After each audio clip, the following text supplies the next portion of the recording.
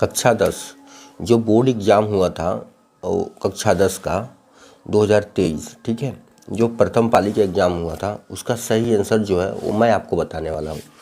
तो पिछले वीडियो में हम लोग 1 से लेकर 25 तक के क्वेश्चन को सॉल्व किए थे, ठीक है। नहीं देखे होंगे तो मैं आपको डिस्क्रिप्शन बॉक्स में उसका लिंक दे दूँगा। चलिए हम लोग स्टार्ट करते हैं 26 नंबर क्वेश्चन से। ये बोल रहा है 2 प्रतिच्छेदी वृत्तों की उभयनिष्ठ स्पर्श रेखाओं की संख्या बताने हैं, ठीक है। 4 होगा, 2 होगा, 1 होगा और 3 होगा, ठीक है। तो जो 26 नंबर क्वेश्चन है, 2 वृत्त है। सपोज मान लो कि मैंने 2 वृत्त लिया, ठीक है। स्पर्श रेखाओं की संख्या बताने हैं। तो स्पर्श रेखा क्या होता है? जो दोनों को टच करके जाए, ठीक है, ये होता है स्पर्श रेखा। तो स्पर्श रेखा 2 तरीके से इसको टच कर सकता है, ठीक है। तो जो स्पर्श रेखाओं की संख्या होगी वो 2 होगी। तो ऑप्शन नंबर बी इसके करेक्ट आंसर हो जाएंगे, ठीक है, 2। जो 27 नंबर क्वेश्चन बोल रहा है वो बोल रहा है कि एक वृत्त, ठीक है, एक वृत्त की जो त्रिज्या है वो 7 सेंटीमीटर है। किसी बाहरी बिंदु P से PT की लंबाई जो है वो 24 सेंटीमीटर दिया गया है, ठीक है। देखना, कोई वृत्त है, ठीक है, और इसकी जो त्रिज्या बोल रहा है वो 7 सेंटीमीटर बोल रहा है। ये 7 है तो ये भी 7 होगा। और बाहरी बिंदु कोई P है, जो एक PT की जो लंबाई है वो 24 सेंटीमीटर है, ठीक है। इस प्रकार है, ठीक है, इस प्रकार है। इसको भी आप मिला सकते हो। अब देखो 24A है, 7A है। हमको ये इसके मान निकालने हैं कि जो OP है, ये O है, O और P की जो मान है ये फाइंड आउट करने हैं, ठीक है। तो ये वाला निकालने हैं। हम क्या करेंगे, 24 के स्क्वायर प्लस के 7 के स्क्वायर, तो कितने आ जाएंगे? 24 का स्क्वायर होता है आपका 576 और प्लस के 49, ये हो जाएगा 625। रूट ओवर के अंदर होता है। तो इसका जो करेक्ट आंसर आने वाला है वो ए आने वाला है, ठीक है, ठीक है दोस्तों। तो इसका करेक्ट आंसर जो है वो 25 आने वाला है। तो सी ऑप्शन सही हो जाएंगे इसके। 28 नंबर क्वेश्चन बोल रहा है किसी बाह्य बिंदु P से वृत्त पर खींची गई एक स्पर्श रेखा की लंबाई जो है वो 17 सेंटीमीटर है। तो उसी P से उसी वृत्त पर खींची गई जो दूसरी स्पर्श रेखा होगी उसकी लंबाई कितनी होगी, ठीक है। सपोज मान लो कि एक वृत्त है, ठीक है, और इसकी बाहरी बिंदु कोई P मैंने ले लिया, ठीक है। सपोज मैंने ऐसे लिया बाहरी बिंदु P और इस पे एक स्पर्श रेखा डाला, ठीक है, स्पर्श रेखा डाला। और तो ये बोल रहा है कि ये स्पर्श रेखा जो है और जो ये स्पर्श रेखा है इसकी मान दे रखा है 17 सेंटीमीटर। तब ये बोल रहा है ये कितना सेंटीमीटर का होगा।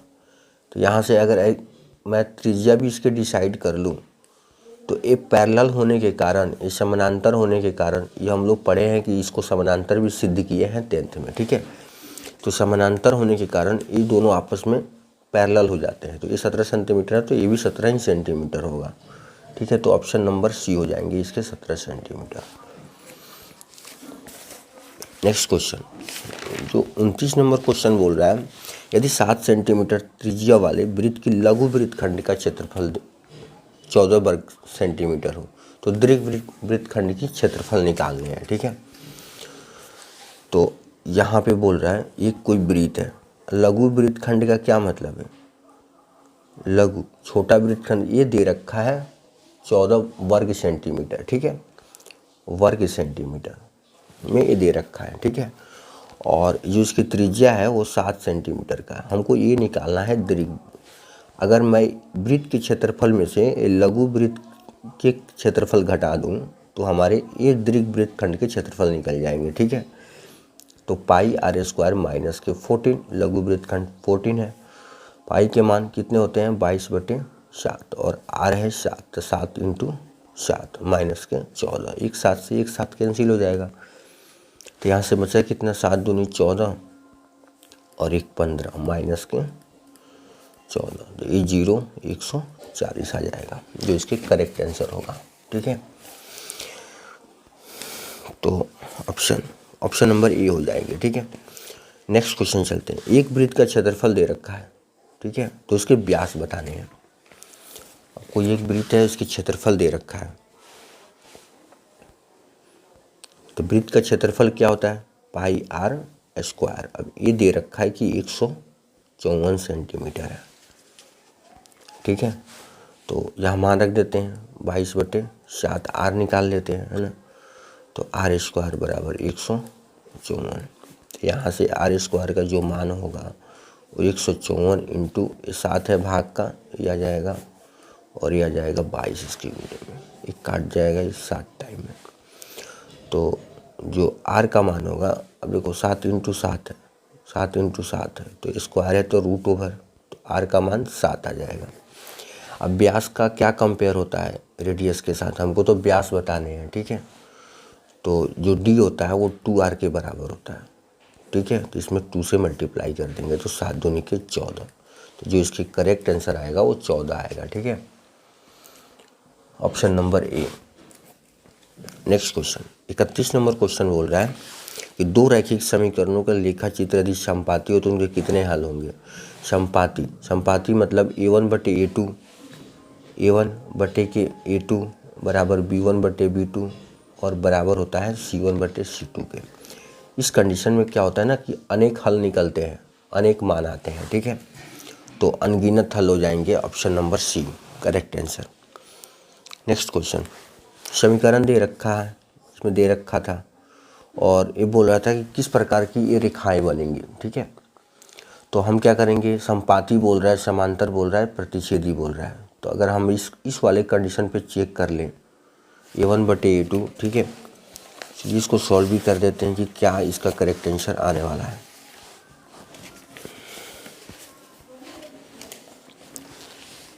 ये समीकरण दे रखा है, समीकरण दे रखा है कि 2x माइनस के y माइनस के 3 बराबर के 0 है, और यहाँ 12x प्लस के 7y प्लस के नहीं दिख रहा है ना, 7y और माइनस के 5 इक्वल 0 है।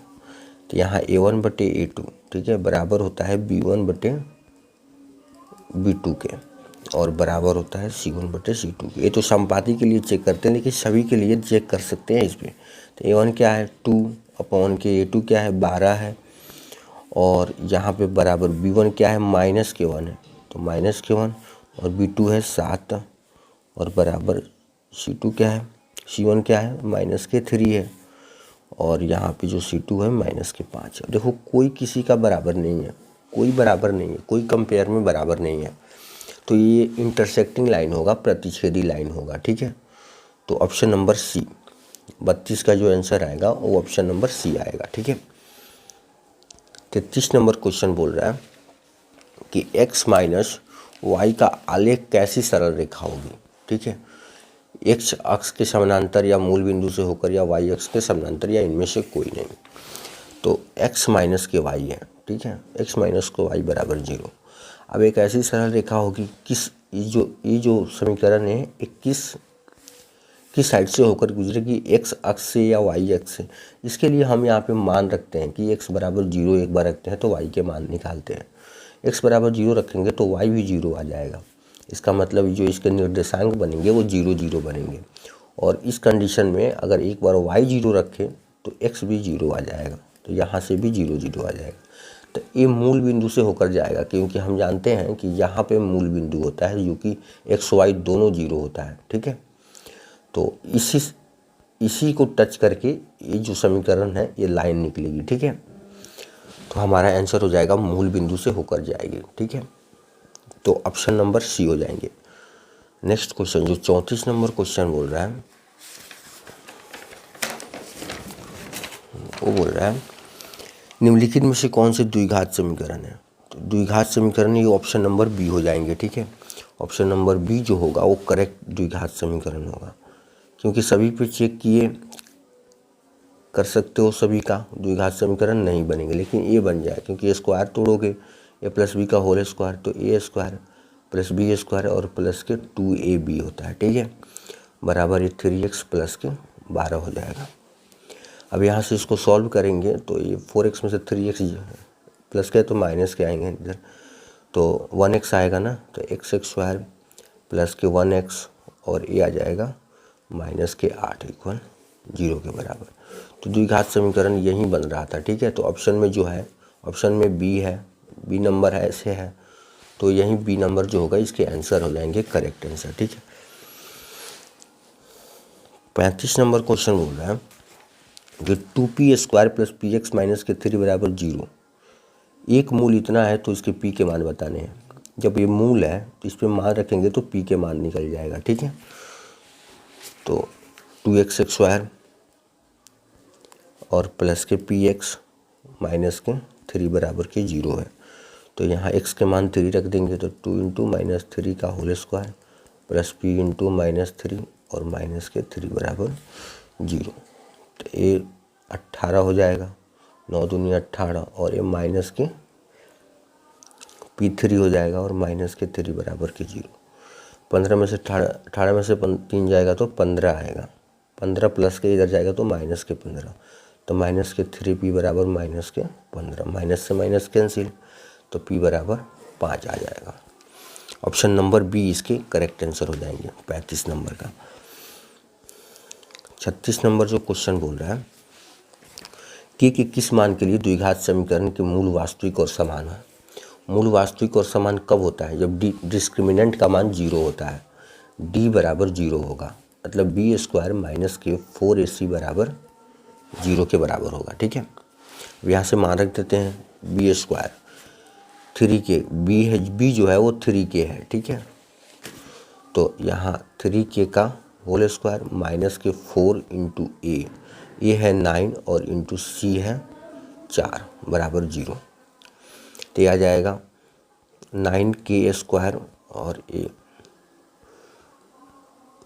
ये माइनस के है, इधर सभी लेके जाते हैं प्लस में कर देते हैं, तो 4 × 9 × 4, 9 से 9 कैंसिल हो जाएगा। ठीक है। तो k का मान जो आएगा वो ±4 आएगा, k का मान जो आएगा वो ±4 आने वाला है। ठीक है। ±4 इसके करेक्ट आंसर हो जाएंगे। चलिए चलते हैं नेक्स्ट क्वेश्चन की तरफ। तो ऑप्शन नंबर इसके ए हो जाएंगे इसके करेक्ट आंसर। ठीक है। क्वेश्चन बोल रहा है कि यदि x² और 3px, ठीक है, और प्लस के 2p का स्क्वायर बराबर 0, अगर मूल अल्फ़ा बीटा हो तो α² + β² बराबर 5, तो p के मान बताने हैं। ठीक है। सिंपल क्वेश्चन है ना। कैसे बताता हूँ, सिंपल क्वेश्चन है तो देख लो। देखो हमारे पास जो मूल है वो अल्फ़ा × बीटा है, जो इसके मूल है वो अल्फ़ा बीटा है, अल्फ़ा बीटा है। ठीक है। तो अल्फ़ा प्लस बीटा जो शून्यकों के योगफल होता है वो क्या होता है? माइनस के b/के ये होता है, मतलब अल्फ़ा प्लस बीटा यहाँ वाला पार्ट होता है, यहाँ वाला पार्ट होता है, ये वाला पार्ट है, तो ये 3p यहाँ से ले लेंगे, तो अल्फ़ा प्लस बीटा हो जाएगा 3p, और जो शून्यकों के गुणनफल होता है वो ये वाला पार्ट होता है, तो 2p²। ठीक है। और एक फार्मूला हम लोग जानते हैं कि अगर अल्फ़ा प्लस बीटा का अगर होल स्क्वायर ले लें, a + b का होल स्क्वायर, तो α² + β² और प्लस के 2α × बीटा हो जाता है। अब इस वाले पार्ट को मैं इधर लेके जाऊंगा, क्यों? क्योंकि यहाँ पे α² + β² यहाँ पे ऑलरेडी दे रखा है, तो हम इसको इस फॉर्म में इसको लाएंगे और ये प्लस वाले पार्ट को इधर लाके माइनस कर देंगे, तो हमारे शून्यकों का योगफल और गुणनफल दोनों ही प्राप्ति हो जाएगा। ठीक है। तो अल्फ़ा प्लस बीटा का होल स्क्वायर जो होगा वो माइनस के 2α बीटा बराबर α² + β²। ठीक है। इस फॉर्म में ला लिए क्योंकि हमको इस फॉर्म में लाने ही थे। ठीक है। अब अल्फ़ा प्लस बीटा के मान यहाँ से रख देते हैं, 3p का होल स्क्वायर माइनस के 2 अल्फ़ा बीटा का मान 2p² है और 2b है, तो 4p² हो जाएगा बराबर, और α² + β² के मान यहाँ पे 5 दे रखा है, तो 5 रख देते हैं। ठीक है। ये आ जाएगा 9p² माइनस के 4p² बराबर के 5, घटा देंगे तो 5p² बराबर 5 आएगा। ठीक है। तो जो p² के मान आएगा वो 1 आएगा, लेकिन जो p का मान आएगा वो ± के 1 आएगा। ठीक है। तो इसकी करेक्ट आंसर जो होगा वो सी हो जाएगा। अब इसके द्विघात समीकरण के मूल होंगे। ठीक है।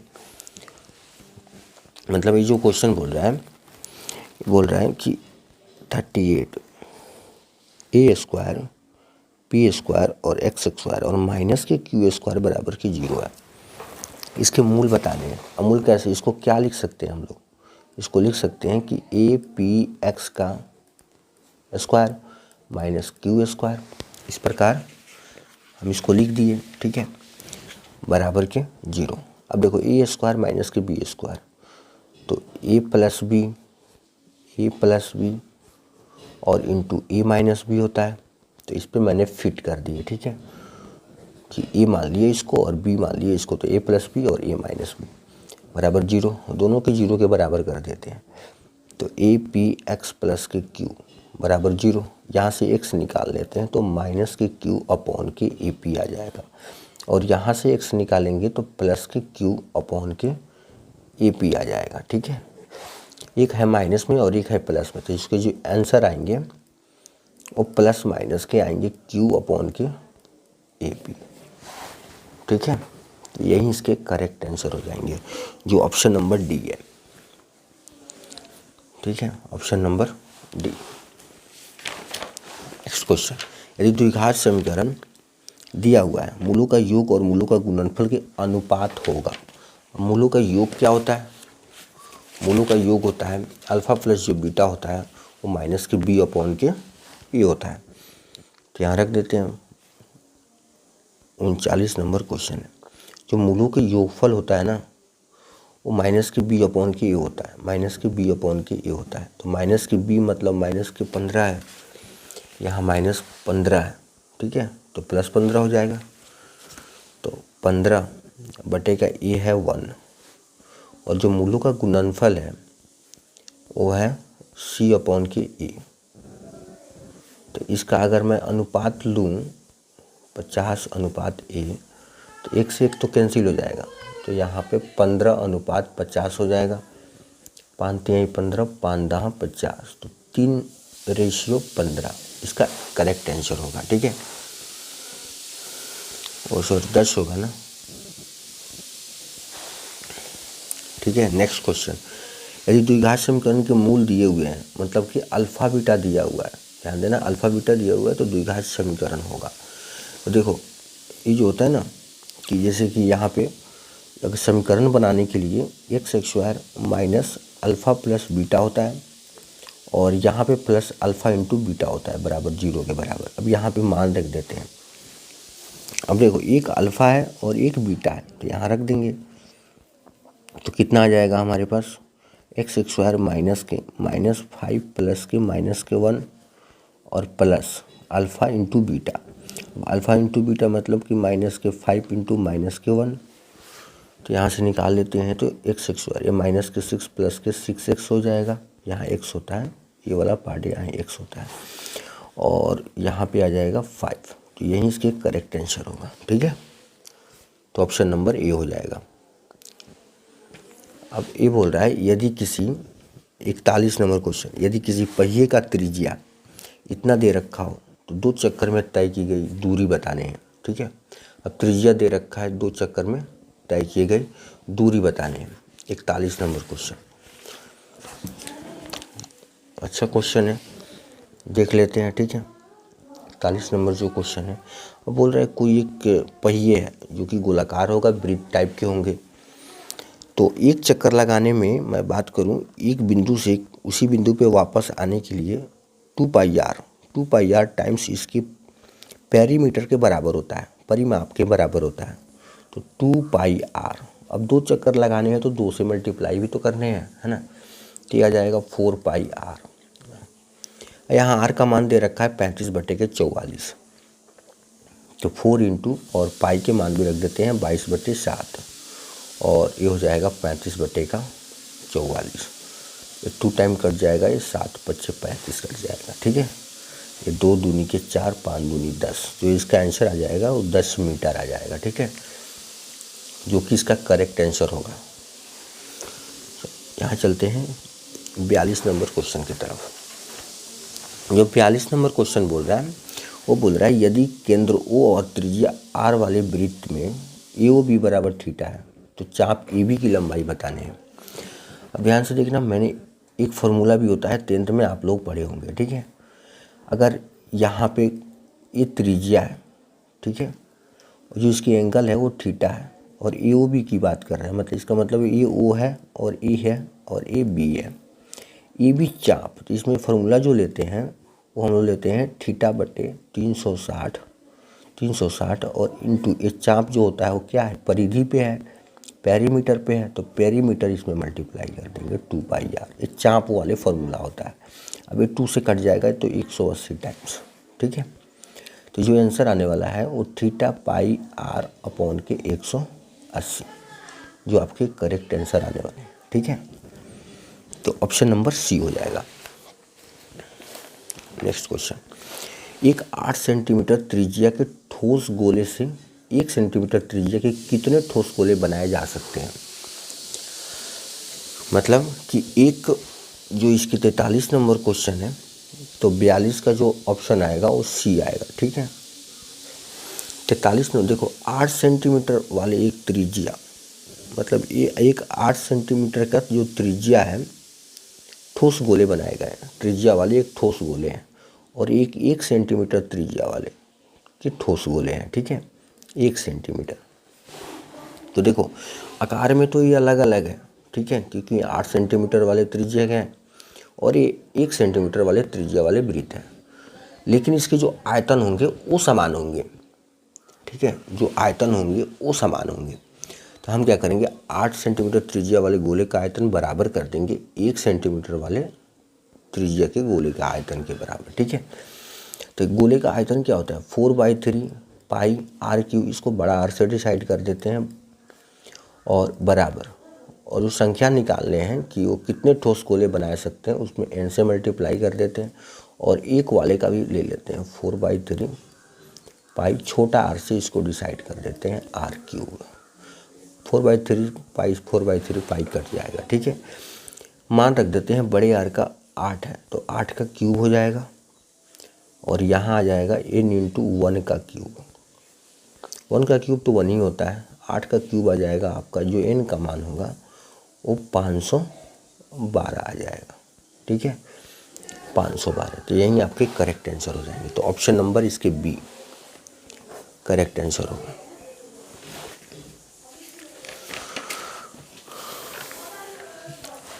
एक शंकु के आधार का व्यास जो है वो 10 सेंटीमीटर दे रखा है, और इसकी ऊंचाई जो है वो 12 सेंटीमीटर है। तो शंकु का आयतन बताने हैं, ठीक है, शंकु का आयतन बताने हैं। तो शंकु का आयतन क्या होता है, 1/3 पाई आर स्क्वायर इंटू एच होता है ना, 1/3 पाई आर स्क्वायर इंटू एच होता है, ठीक है।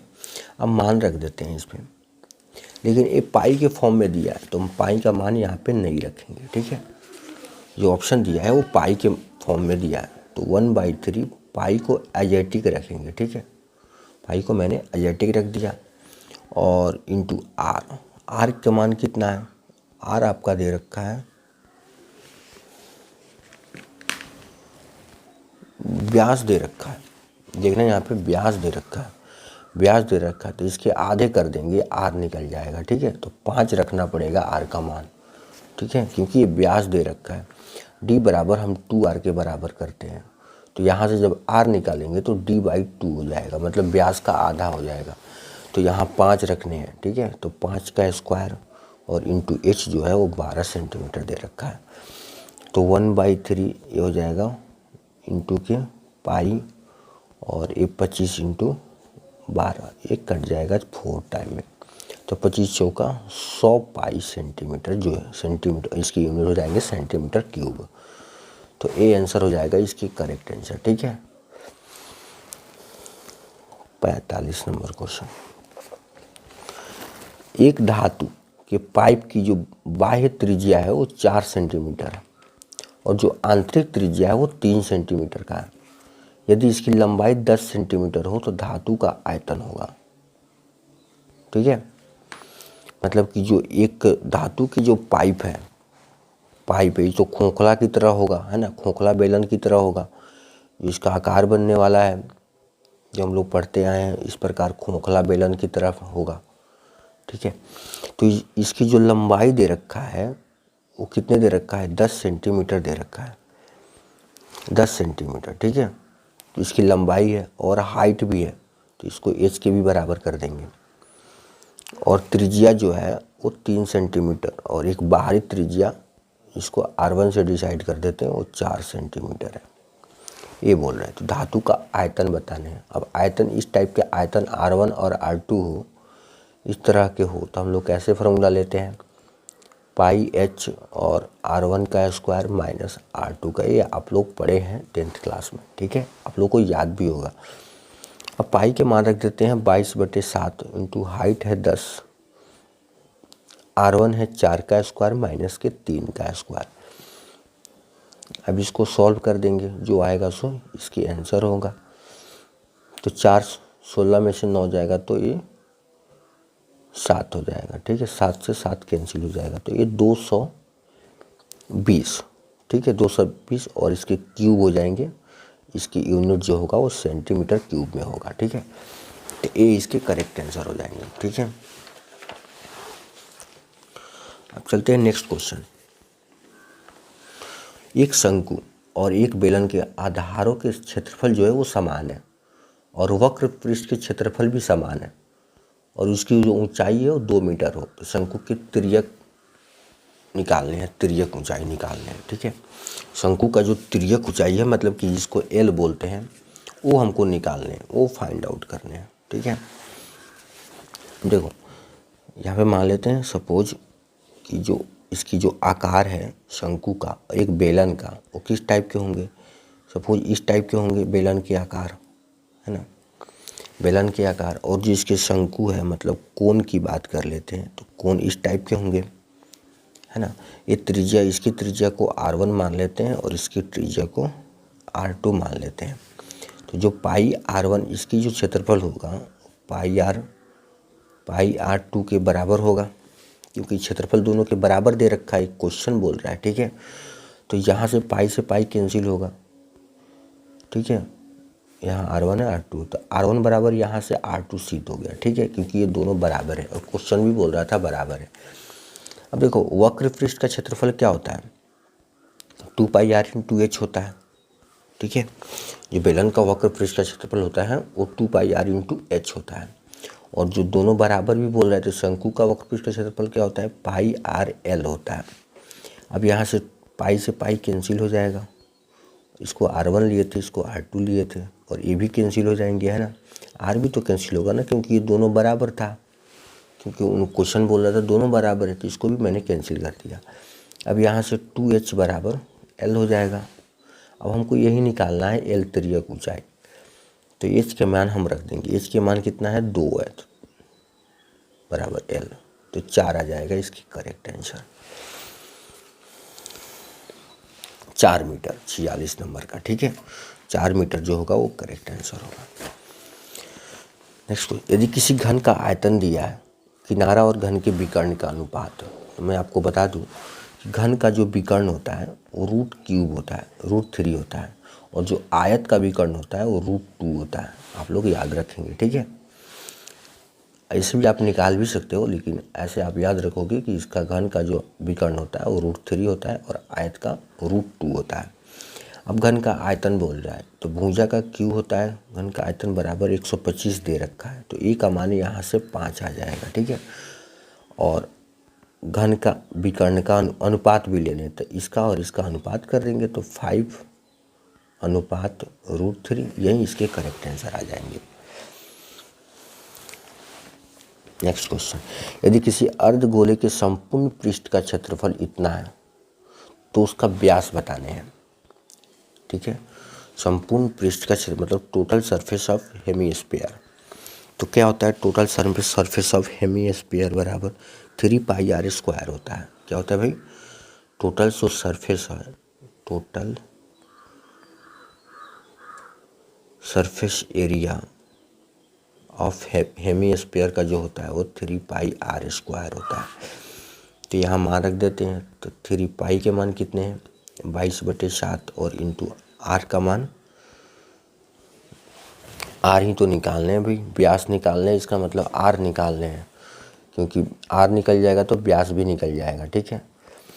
तो ये 462 सेंटीमीटर के बराबर है, तो यहाँ से आर स्क्वायर जो आने वाला है वो 462, ये 7 जो है वो मल्टीप्लाई में चला जाएगा और ये दोनों डिवाइड में आ जाएंगे। 3 से इसको काट सकते हो, 1 टाइम में, 5 टाइम में और 3 चौके 12, और ये 22 से 1 काट सकते हैं 7 टाइम में। तो जो आर का मान आएगा वो √7 × 7 होगा। तो आर का मान यहाँ से 7 मिल जाएगा। ठीक है, तो जब आर मिल गया तो डी भी मिल जाएगा। डी होता है ट्वाइस टाइम ऑफ आर, तो यहाँ पे जो डी का मान आएगा वो 14 आ जाएगा आंसर, इसके करेक्ट आंसर। तो ऑप्शन नंबर बी इसके करेक्ट आंसर हो जाएंगे। ठीक है, 2 बेलन की त्रिज्याएं का अनुपात दे रखा है, यदि इनकी ऊंचाइयों का अनुपात, मतलब त्रिज्याओं का अनुपात और ऊंचाइयों के अनुपात, ठीक है, दे रखा है। तो त्रिज्याएं की मैं बात करूं तो यहाँ छोटा आर बराबर बड़ा आर ले सकते हैं, और यहाँ पे ऊंचाइयों की बात करूं तो एच बाई बड़ा एच ले सकते हैं। तो ले लेते हैं, जो छोटा आर का अनुपात है वो 2/3 है और यहाँ 5/3 है। इस प्रकार ये दे रखा है मैंने। अब ये कोई जो इसके आयतन होते हैं ना कि V1/V2, तो यहाँ से ले लेंगे। तो बेलन का आयतन क्या होता है, πr² × h, ठीक है, πr² × h, और ये भी πr² × h, पाई से पाई कैंसिल हो जाएगा।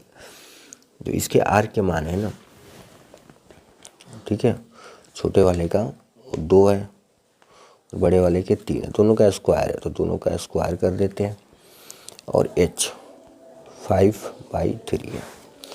अब इसकी कैलकुलेशन करेंगे, जो आएगा सो आंसर हो जाएगा। तो यहाँ के 4/9 × 5/3, तो 5 चौके 20, 20/9 से करेक्ट आंसर होंगे। तो अनुपात में 20/27 इसके करेक्ट आंसर हो जाएंगे। ठीक है, यदि किसी गोले का त्रिज्या 3 गुनी हो जाती है तो उसका आयतन क्या होगा। देखो 3 गुनी हो जाती है तो गोले का आयतन क्या होगा। तो गोले का आयतन क्या होता है भाई, गोले का जो आयतन होता है वो होता है 4/3, 50 नंबर क्वेश्चन। जो गोले का आयतन होता है वो 4/3 πr³ होता है। इसको मैंने क्या कर लेते हैं, v मान लेते हैं। v क्यों मानते हैं मैं आपको बता रहा हूँ। यहाँ पे देखना किस प्रकार के क्वेश्चन है। 3 गुनी हो जाती है तो उसके आयतन क्या होगा। अब गोले की त्रिज्या 3 गुनी हो जाती है, इसका मतलब जो त्रिज्या होगा वो 3r होगा। ध्यान देना, यहाँ पे त्रिज्या का मान जो रखेंगे उसमें 3 टाइम्स r रखेंगे। ठीक है, समझ में आ रहा है। तब यहाँ पे मान रख देते हैं हम लोग। तो मान रखते हैं, ये क्या हो जाएगा 4/3 पाई और r के जगह पे 3r रख देंगे, तो 3r³। ठीक है, तो ये कितना आ जाएगा 4/3 पाई r³, तो यहाँ भी दे देगा और यहाँ 3³ 27 दे देगा। इसको हम लोग देखो यहाँ पे पूरे को भी माने थे, तो यहाँ पे 27 टाइम, इसका क्या मतलब है 27 भी, इसको भी माने थे ना यहाँ से, तो भी रख दिए, तो 27 टाइम 27 गुनी हो जाएगी। ठीक है, तो इसका जो करेक्ट आंसर होगा वो 27 गुना होगा। तो ठीक है दोस्तों, अगले वीडियो में हम लोग और सारे क्वेश्चन भी देखेंगे। तो अभी तक मैंने यहाँ पे 50 क्वेश्चन सॉल्व कर दिए। ठीक है, वीडियो अच्छा लगा तो एक लाइक करो, सब्सक्राइब करो और शेयर भी करो।